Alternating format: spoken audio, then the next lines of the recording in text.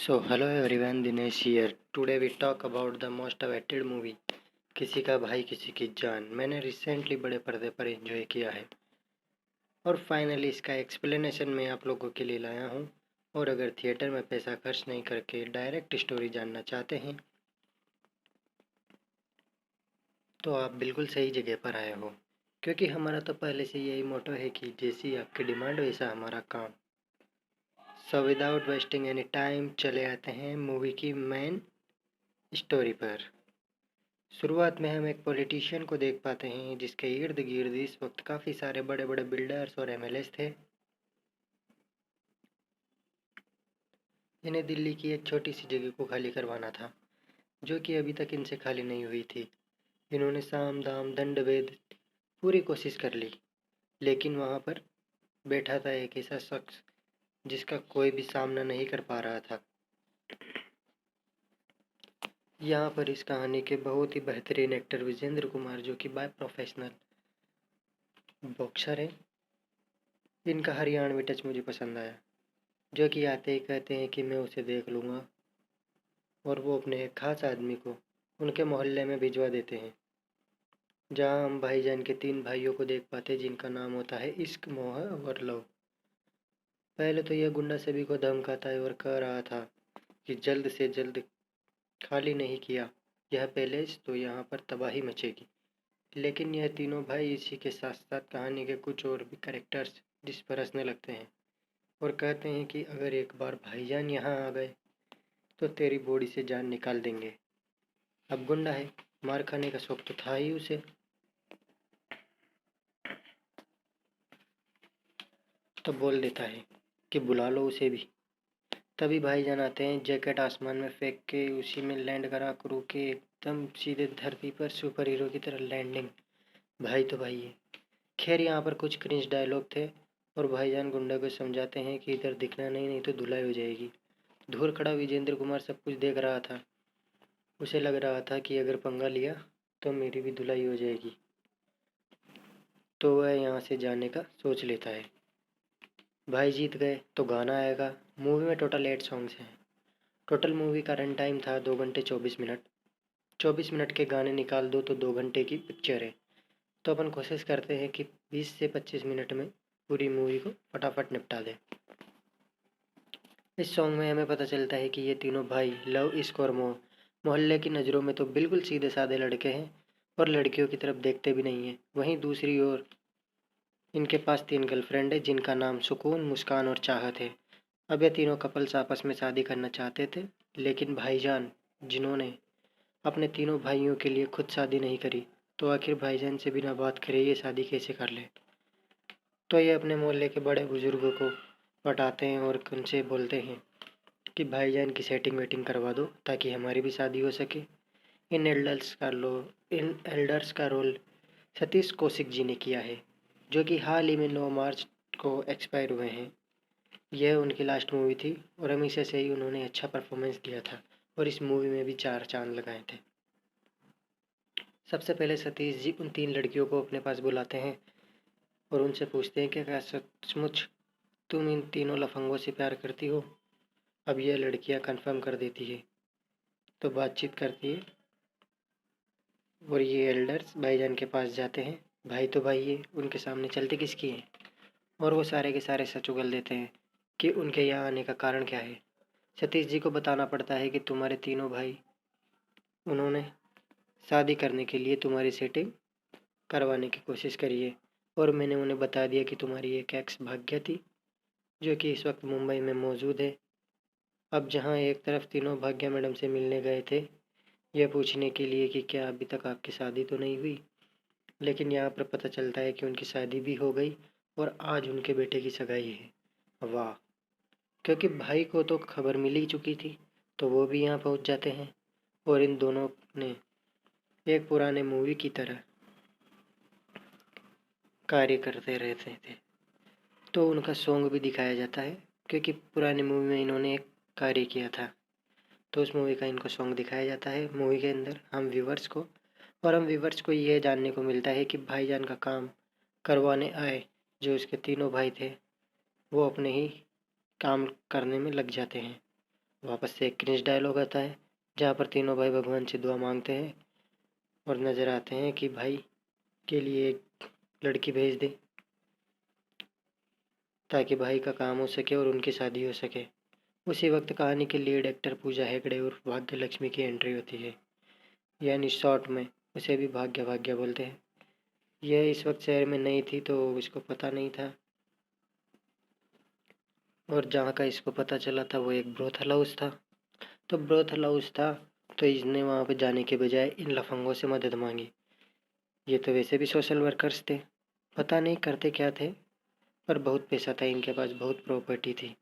तो ये कहते हैं कि भाईजान बहुत अच्छे इंसान हैं और अच्छे लोगों को घर दे दिया करते हैं, तुम्हारी मदद तो वो कर ही देंगी। यहाँ अब गुंडा आकर बोलता है विजेंद्र जी को, काम तो हुआ नहीं। जिस पर विजेंद्र जी कहते हैं कि तुमसे ना हो पाएगा, इस काम के लिए मैंने किसी और को ढूंढ लिया है। मीन बाय स्टोरी में यहाँ भाईजान और भाग्य की थोड़ी थोड़ी लव स्टोरी चल रही थी। कोई किसी को इम्प्रेस करने की कोशिश करता है तो कोई किसी को भाव नहीं देता है। इसी बीच हम व्यूवर्स को यह पता चलता है कि भाग्य जिस फैमिली से बिलोंग करती है उनके बड़े भाई अनैया थे, जो कि एक नॉन वायलेंट इंसान है। उन्हें वायलेंस बिल्कुल भी पसंद नहीं है। मीनवेल अनैया की फुटेज दिखाई जाती है जो कि बहुत ही ज़्यादा राउडी अन्ना टाइप के दिखते हैं। उन्हें फायरिंग करना आता तो था और फाइटिंग भी करना आता था, लेकिन यहाँ पर ये सब एक सपने की तरह दिखाए गए हैं। अब एक तरफ इनकी बातचीत चली रही थी, इसी वक्त यहाँ पर एक स्नाइपर आ जाता है और मारने की कोशिश करता है। पहले तो मुझे लगा कि 10 फुट की दूरी से स्नाइपर मारने के लिए क्यों लेकर आया था गन, लेकिन राज बाद में खुलेगा। Back to main story. भाई के पास बहुत ताकत, खुद से दे दनादन पीटा, भाग्य जी हो गई इम्प्रेस, इनका लव चक्कर हो गया स्टार्ट। अगेन मूवी में काफ़ी सारे क्रिंज डायलॉग अब धीरे धीरे आते हैं एंड की तरफ। अब इस पूरी लव स्टोरी में यहाँ पर 3 गाने निकल जाते हैं, उन्हें एक्सप्लेन करने की कोई ज़रूरत नहीं है। कुल मिलाकर यहाँ पर भाग्य और भाईजान की लव स्टोरी सेट हो चुकी थी और वो भाईजान को अपने भाई अनैया से मिलवाना चाहते थे। तो ये पहुँच जाते हैं हैदराबाद। अगेन ट्रेन का सीक्वेंस, ट्रेन में फाइट।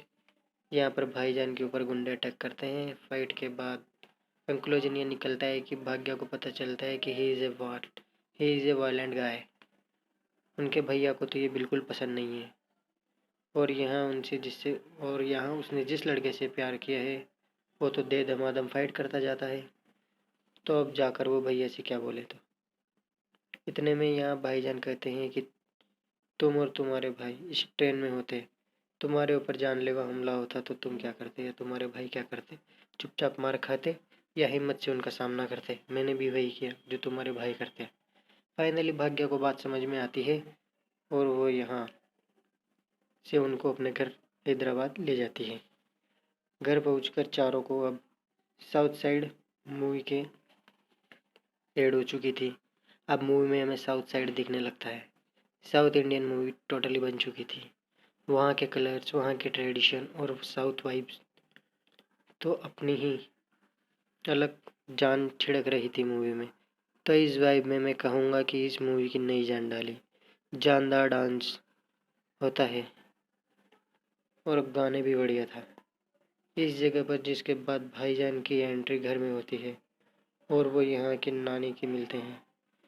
भाईजान आए और कहा कि ये नानी जो 8 साल से कोमा में पड़ी है ये अब उठकर चलने लगेगी।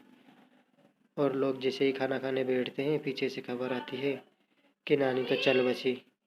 वही कहानी की दूसरी ओर विजेंद्र, जो कि दिल्ली का गुंडा था, उसने हैदराबाद के गुंडे नागेश के साथ कांटेक्ट किया और बोला कि मेरा दुश्मन पहले मेरे पैलेस पर था, अब तुम्हारे पैलेस पर है, तो बदला ले डालो।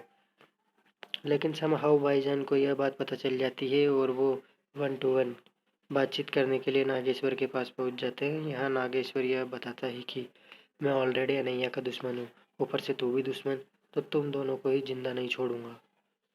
जहाँ भाईजान कहते हैं कि देखो मैं फ़ाइट वगैरह करने नहीं आया हूँ, मुझे साफ मना किया गया है, नहीं तो तुम सबकी हड्डी पसली एक करके रख देता।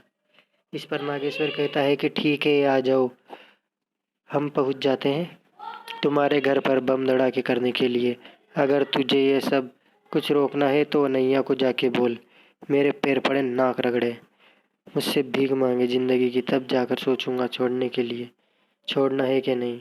अब भाईजान वापस आ जाते हैं। भाग्य पूछती है कि क्या हुआ। भाईजान कहते हैं, नागेश्वर तो मानने के लिए तैयार ही नहीं है। अब इनकी यह बात चल ही रही थी और इतने में घर पर गुंडे आकर हमला कर देते हैं।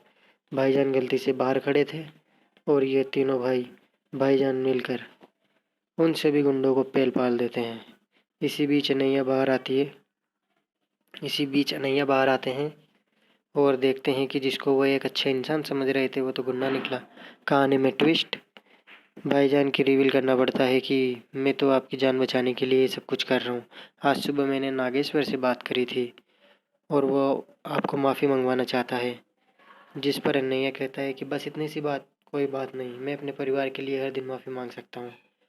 अब भाईजान और अनैया दोनों मिलकर नागेश्वर के घर जाते हैं और अनैया उनके पैरों में गिर जाते हैं, माफ़ी मांगते हैं। भाईजान दूर खड़े सब कुछ देख रहे थे और रो रहे थे। उन्हें बहुत बुरा लग रहा था।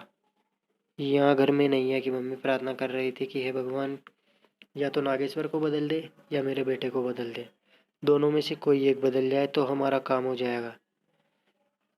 शादी के दिनों में घर में झगड़े भी ना होंगे और सब कुछ सॉर्ट आउट हो जाएगा। यहाँ कार में बैठकर अनैया भाईजान से बात कर रहे थे और कह रहे थे, तुम अच्छे इंसान हो, किसी दूसरे का दर्द देखकर तुम्हारे आंखों में आंसू आता है, मतलब you are a good quality person. लेकिन भाईजान का कहना था कि गुड क्वालिटी में मुझ में नहीं, तुम में है, जो तुम अपने परिवार के लिए पैर पड़ने के लिए, झुकने के लिए भी तैयार हो गए। मीनवेल नागेश्वर को देख पाते हैं, जो कि फिलहाल के लिए तो उनको भेज देता है, पर घर के, लेकिन उनके मन में अभी भी गुस्सा था। और गुस्से का रीज़न क्या था? क्योंकि नागेश्वर के फादर की कॉफ़ी फैक्ट्री थी, धीरे धीरे कॉफ़ी के ट्रकों में ड्रग्स भेजने लगते थे और एक दिन अनैया के उनका ड्रग्स का ट्रक पकड़वाया था। पुलिस आई और नागेश्वर के फादर को पकड़ ले गई, जिससे नागेश्वर के फादर की डेथ हो गई, क्योंकि वो शहर में नामी गिरामी व्यक्ति थे, इसलिए सदमे को झेल नहीं पाए। अब अनैया इनसे बदला लेना चाहता था। मूवी में फिर से एक लुंगी पुंगी गाना आता है, जिसमें गाने में RRR मूवी के राम की एंट्री होती है और गजब डांस होता है। इधर लुंगी पुंगी के बाद झगड़ा करने पहुंच जाते हैं नागेश्वर की पूरी फैमिली। अनैया की फैमिली को डिस्ट्रॉय करने के लिए ज़बरदस्त फायरिंग होती है। हर किसी को गोली लग जाती है, हर कोई मर जाता है। लेकिन थोड़ी देर बाद व्यूवर्स को पता चलता है कि यह तो भाईजान का सपना था। उसे लग रहा था कि फायरिंग हुई है, लेकिन फायरिंग यहाँ नहीं, ये सब नॉर्मल फायरिंग हुई थी, जो कि हैदराबाद वाले घर पर हुई थी। पूरी फैमिली दिल्ली में थी। नागेश्वर अपने भाई विजेंद्र को कॉल करता है और बोलता है कि फैमिली दिल्ली आ चुकी है, तेरे अंडर में है, गुंडे भिजवा दे और मरवा दे। तेरा भी दुश्मन खत्म होना चाहिए, साथ ही मेरा भी दुश्मन खत्म कर देना। मीनवेल कहानी में इमोशनल टच देने के लिए यह स्टोरी दिखाई गई कि भाईजान के तीनों भाई गोद लिए गए थे, यानी कि ऑर्फनेट से लाए गए थे। मगर यह बात ऑलरेडी इन तीनों भाइयों को मालूम थी, क्योंकि सतीश कौशिक जी जो एल्डर है, उन्होंने पहले ही इन बच्चों को बता दिया था कि भाईजान पहले ही तुमको ऑर्फनेज से लेकर आए थे। एक दिन आग लगी थी और उस आग के अंदर भाईजान अपनी जान की परवाह ना करते हुए तुम्हें बचाया था। जब से तुम भाईजान के पास हो, भाईजान ने तुम्हें अच्छा पढ़ाया लिखाया और इसी के साथ रात को अंधेरे में खुद भी पढ़ाई करते थे, ताकि कोई तुम्हारे ऊपर सवाल न उठाए और बातें ना बनाए कि तुम एक अनपढ़ के भाई हो। पर खैर, भाइयों को ये सारी बात पहले से मालूम थी। एक अच्छा सा रियूनियन होता है, हर किसी आंख में आंसू होता है, थिएटर में बैठे हुए सभी व्यूवर्स की आंख में आंसू होता है। भाग्य जी को भाईजान की दाढ़ी वाड़ी बाल वाल बिल्कुल भी पसंद नहीं थे, तो वो मस्त से वेव करवा कर आ जाते हैं भाईजान। और यहाँ फिर से मस्त ज़बरदस्त गाना बजता है। अब दिल्ली में विजेंद्र सिंह अपने गुंडे भिजवा कर धुलाई कुटाई करवा देता है। यहाँ बहुत प्यारा फाइट सीक्वेंस आता है, कारें उड़ती है, घूंसे पड़ रहे हैं, खून निकल रहा है। सच में मूवी का यह सीन बहुत ही ज़बरदस्त था। अगर इस मूवी की बात करें और इस फाइटिंग की बात करें, तो ये पठान मूवी की फाइटिंग से हम इसको थोड़ा, अगर उसके परसेंटेज के हिसाब में देखें, तो पठान मूवी को मैं दूंगा 100 नंबर। और किसी का भाई किसी की जान मूवी की इस फाइटिंग को मैं दूंगा 50 नंबर, क्योंकि फाइटिंग में ज़बरदस्त थी। नागेश्वर तलवार रख देता है अनैया के ऊपर, और यहाँ माता जी अगेन भगवान से प्रार्थना करती है या तो नागेश्वर को बदल दे या अनैया को बदल दे। याद है स्टार्टिंग में मैंने बताया था कि एक फ्लैशबैक था अनैया का, वो सबको मार रहे थे, वो राउडी अन्ना थे और बहुत पावर वाले गुंडे थे, लेकिन भाग्य छोटी थी और उनकी जान पर कोई खतरा ना आ जाए, इसलिए उन्होंने ये सब काम धंधे छोड़ दिए थे। और आज वापस उसी की जान की बात आ चुकी है, तो वो भी हथियार उठाकर सभी को पीटने लगते हैं। अगेन कहानी के सीजीआई में थोड़ी सी बात मुझे अच्छी लगी, और भाई के एब्स कैसे भूल सकता हूँ, पूरे सिक्स पैक्स थे लाजवाब। ओके, तो फाइटिंग 15 से 20 मिनट की थी, और इसमें विजेंद्र से गलती से नागेश्वर को चाकू लग जाता है, वो बेचारा मारा जाता है। अब बारी थी विजेंद्र की, जो कि खुद भी बॉक्सर है। सलमान भाई उसको मस्त मारते हैं, ज़बरदस्त फाइटिंग होती है। सलमान भाई मारते हैं विजेंद्र को, विजेंद्र मारता है सलमान भाई को, दोनों आपस में कई देर तक ऐसे लड़ाई चलती है। और एंड में सलमान भाई ने सिर से जो विजेंद्र के ऊपर हमला किया, और सिर से मारकर उसको अधमरा कर दिया। उधर से एक घुसे में बिल्डिंग गिरा दी, भाई के सिर से मारकर उसे अधमरा कर दिया, और कहते हैं कि इस मोहल्ले में दिखना मत। सब कुछ मस्त, सब कुछ मस्त हो गया, शादी का माहौल बन गया, और पिक्चर यहीं पर एंड हो गई। मैंने आपको पहले भी बताया था, फिर बता रहा हूँ। मूवी के जो डायरेक्टर हैं फरहाद सामजी। और दोस्तों, कुछ आपके लिए कि जो अपने सलमान भाई हैं उनके लिए एक लाइक और एक सब्सक्राइब प्लीज़ ज़रूर करें, बेल आइकन पे प्रेस करें, ताकि मूवी की मुबारकबाद हम लोग भी, जो हम व्यूवर्स हैं, हम भी सलमान भाई को दे सकें, जो कि ईद के मौके पर रिलीज़ हुई। और ऐसे ही बेहतरीन मूवी को देखने के लिए सबसे पहले आप लोग मेरे channel Bollywood movie explanation in Hindi को सब्सक्राइब करें और बेल आइकन को प्रेस करें। Thanks for watching full movie explain by Dinesh Ajmera. तो दोस्तों, एंजॉय करो।